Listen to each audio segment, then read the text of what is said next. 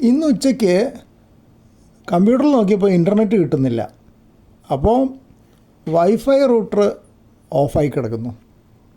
അപ്പോൾ wifi router ഞാൻ connect ചെയ്തിരിക്കുന്നത് സോളാർ ചാർജ് കൺട്രോളറിൻ്റെ ലോഡ് സെക്ഷനിലേക്കാണ്. സോളാർ ചാർജ് കൺട്രോളറിന് പാനലിലേക്ക് 2 വയറുണ്ട്, പിന്നെ ബാറ്ററിയിലേക്ക് 2 വയറുണ്ട്, കൂടാതെ ഒരു 3 സെറ്റ് ഈ 2 വയറിനുള്ള ഓപ്ഷൻ ഉണ്ട്.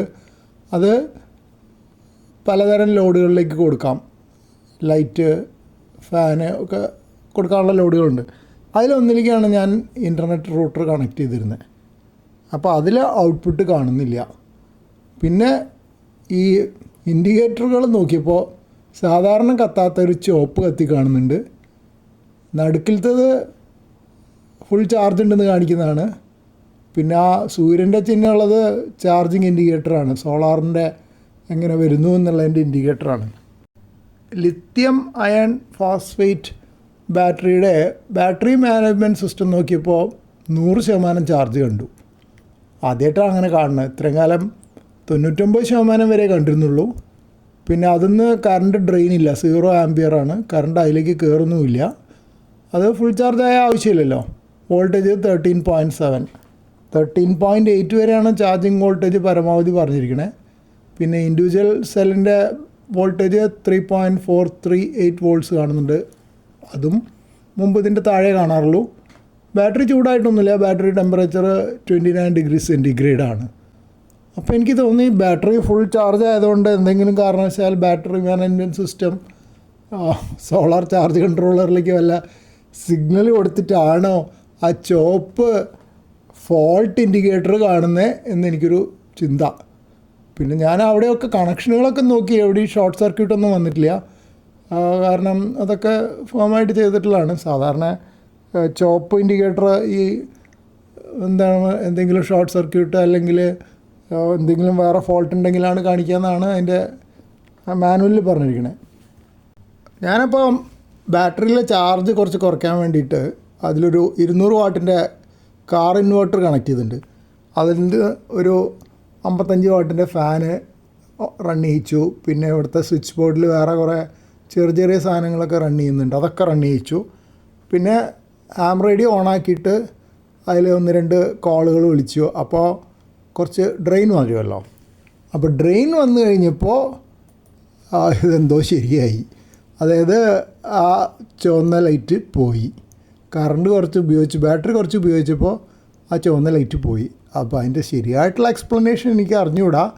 പക്ഷേ ബാറ്ററി ഫുൾ ചാർജ് ആയപ്പോൾ ഉണ്ടായ എന്തോ ഒരു കാര്യം ആയിരിക്കണം എന്ന് മാത്രം ഞാൻ ഊഹിക്കുന്നു. ആർക്കെങ്കിലും അതിനെപ്പറ്റി കൂടുതൽ അറിയാമെങ്കിൽ ഒന്ന് പറഞ്ഞു തന്നാൽ ഭാവിയിൽ എനിക്ക് അത് ശ്രദ്ധിക്കാം. ഇതുവരെ 100% ചാർജ് വരാഞ്ഞതിനൊരു കാരണമുണ്ട്. 99 ആകുമ്പോൾ തന്നെ ഞാൻ ബാറ്ററി ഉപയോഗിക്കാൻ തുടങ്ങും. റേഡിയോ പ്രവർത്തിപ്പിക്കും, അല്ലെങ്കിൽ ഫാൻ പ്രവർത്തിപ്പിക്കും, അല്ലെങ്കിൽ ഒരു ട്യൂബ് ലൈറ്റ് ഉണ്ട് അതിൽ കുത്താൻ പറ്റുന്നത്. 12 വോൾട്ട് അല്ല, ആ ഇൻവെർട്ടറിൽ.